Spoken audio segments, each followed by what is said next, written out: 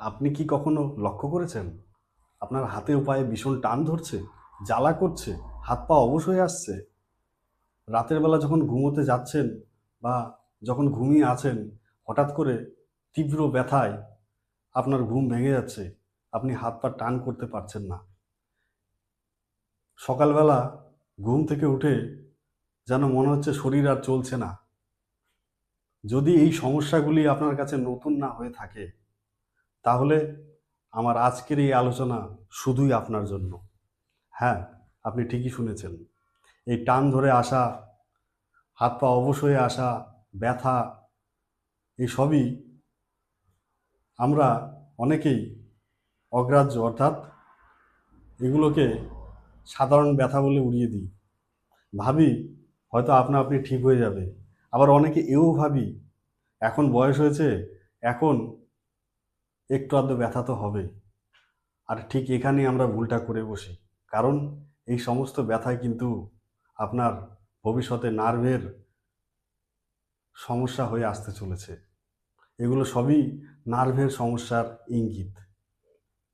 আপনার বয়স যদি ইতিমধ্যেই 50 পার হয়ে গিয়ে থাকে, তাহলে আপনার সতর্ক হওয়ার সময় চলে এসেছে। কারণ 50 বছর বয়সের পর আমাদের শরীরে নানান সূক্ষ্ম পরিবর্তন ইতিমধ্যেই শুরু হয়ে যায়। আমাদের স্নায়ু বা নার্ভগুলি আমাদের মস্তিষ্ক থেকে শরীরের প্রতিটি অংশে ছড়িয়ে রয়েছে।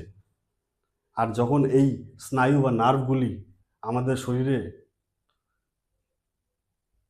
ঠিকমতো কাজ করে না বা বিভিন্ন কারণে সেগুলো দুর্বল হয়ে পড়ে, তখনই কিন্তু ধীরে ধীরে এই নার্ভের রূপ, অর্থাৎ নার্ভের রোগের আক্রমণ কিন্তু আপনার শরীরে প্রবেশ করতে শুরু করে দেয়।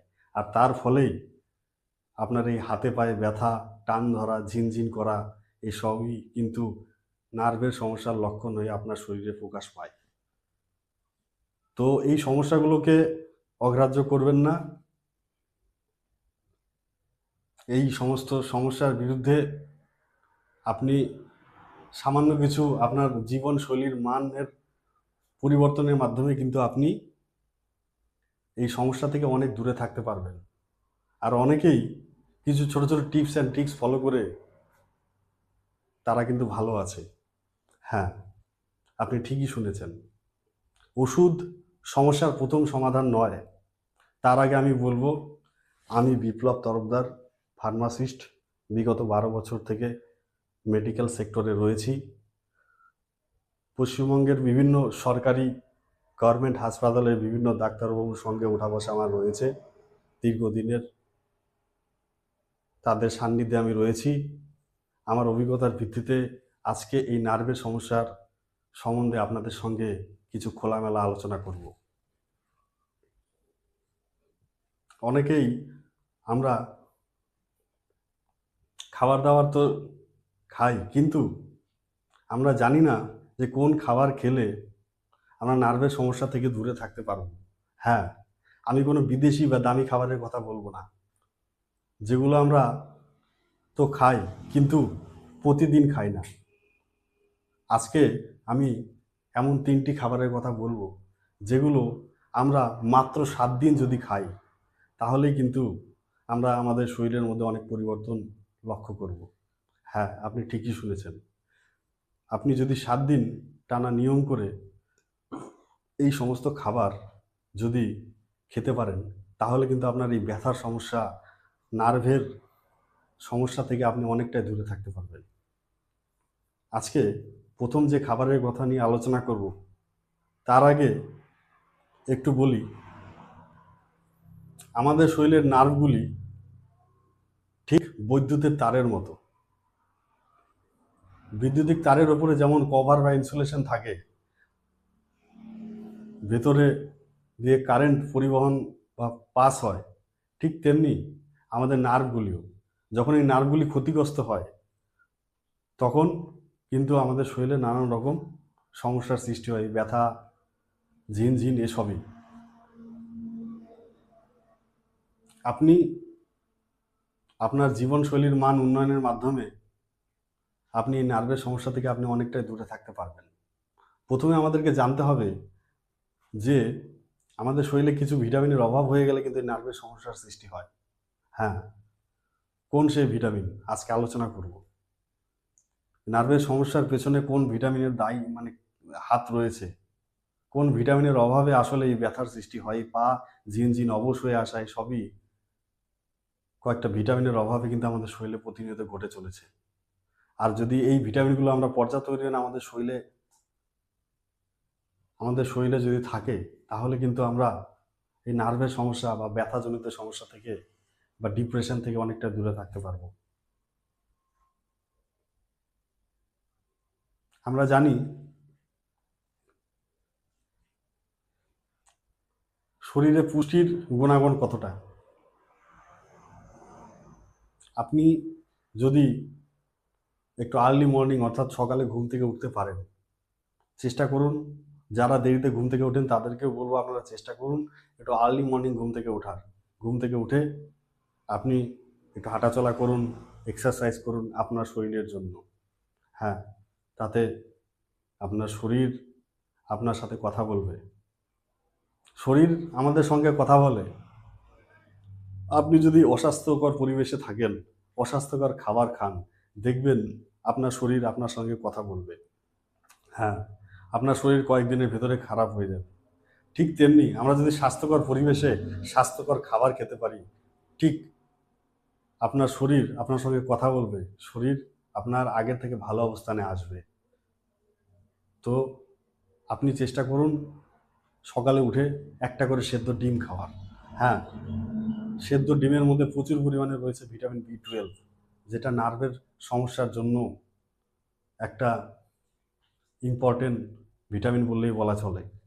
ভিটামিন বি 12-এর গুরুত্ব অপরিসীম নার্ভের সমস্যায়। আপনি চেষ্টা করুন সকালে অবশ্যই খাবার রুটিনে একটা করে সেদ্ধ ডিম রাখার। তার সঙ্গে খাবেন কাঁচা রসুন।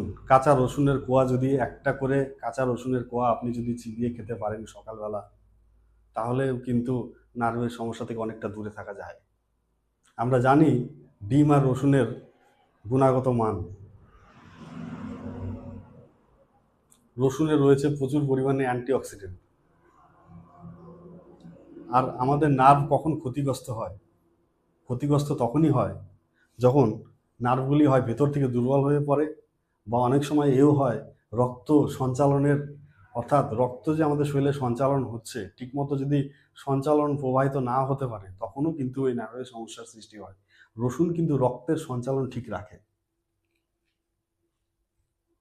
আপনি যদি সকালে এক কোয়া করে রসুন চিবিয়ে খেতে পারেন, বা অনেকে হয়তো বলবেন যে আমার রসুন খেলে অসুবিধা হয়, আমি রসুন খেতে পারি না, তাদেরকে বলবো যাদের গ্যাস্ট্রিকের সমস্যা রয়েছে আপনারা চেষ্টা করুন রসুনকে ডাল বা তরি তরকারির মধ্যে দিয়েও খেলেও কিন্তু আপনি অনেকটা উপকার পাবেন।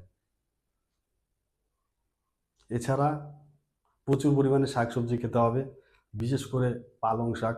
পালং শাকে রয়েছে প্রচুর পরিমাণে ভিটামিন, ম্যাগনেসিয়াম। সবুজ শাকসবজি খান। আর রাতে চেষ্টা করুন আধা চা চামচ হলুদ গুঁড়ো হালকা উষ্ণ গরম জলে মিশিয়ে সেটা খাবার। কারণ আমরা জানি হলুদের গুণাগত মানও অনেকটাই। নার্ভের সমস্যা, বিশেষ করে আপনার হাত পা যদি ঝিনঝিন করে থাকে, হাত পা যদি অবশ হয়ে থাকে, হঠাৎ হঠাৎ যদি ব্যথা অনুভব হয়, আপনি যদি 7 দিন নিয়ম করে সকালে একটা ডিম, এক কোয়া কাঁচা রসুন চিবিয়ে খেয়ে, আর রাতে যদি হালকা উষ্ণ গরম জলে হলুদ মিশিয়ে খেতে পারেন, ম্যাজিকের মতো দেখবেন আপনার কোথাও হলেও 1 সপ্তাহের মধ্যে আপনার নার্ভের ব্যথা থেকে আপনি অনেকটাই মুক্তি পেয়েছেন। অনেকে ভাবতে পারেন যে 7 দিনে কি সত্যিই মুক্তি পাওয়া সম্ভব? হ্যাঁ, 7 দিনে মুক্তি পাওয়া সম্ভব এই নার্ভের ব্যথা থেকে। আপনি ভাবুন, আপনি 7 দিন যদি আপনার লাইফস্টাইল ঠিকমতো না চলাফেরা করেন, অস্বাস্থ্যকর খাবার খান, 7 দিনে দেখবেন আপনার শরীর আপনার আর কথা শুনবে না, শরীর অসুস্থ হয়ে পড়বে। ঠিক তেমনি আমরা যদি সুস্থকর খাবার খাই, তাহলে কিন্তু আপনার শরীর আপনার সঙ্গে কথা বলবে। দেখবেন আপনার শরীর আগের থেকে অনেক ভালো পর্যায়ে আছে।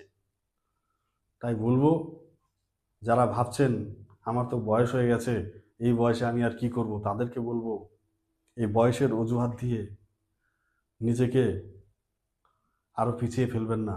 চেষ্টা করুন আগামী দিনে যাতে আপনি সুস্থ থাকতে পারেন, সেই চেষ্টা। সকালবেলা উঠে এক্সারসাইজ করুন, প্রচুর পরিমাণে জল পান করুন, সারাদিনে চেষ্টা করুন 7 থেকে 8 গ্লাস জল খাওয়ার। এতেই দেখবেন আপনার শরীর অনেকটাই ভালো আছে। ধীরে ধীরে নার্ভের সমস্যা থেকে আপনি মুক্ত পাচ্ছেন। এই নার্ভের সমস্যা অনেক বড় একটা চ্যাপ্টার। এই কয়েক মিনিটে পুরো নার্ভের সমস্যা নিয়ে আলোচনা করা অসম্ভব। আমি নেক্সট ভিডিও নিয়ে যখন আসবো, তখন নার্ভের সমস্যা নিয়ে আরও বৃত্তান্তভাবে আলোচনা করব। আর আমার ভিডিও যদি আপনাদের বিন্দুমাত্র একটু হলেও যদি ভালো লেগে থাকে, তাহলে প্লিজ লাইক, কমেন্ট এবং শেয়ার করবেন। নমস্কার।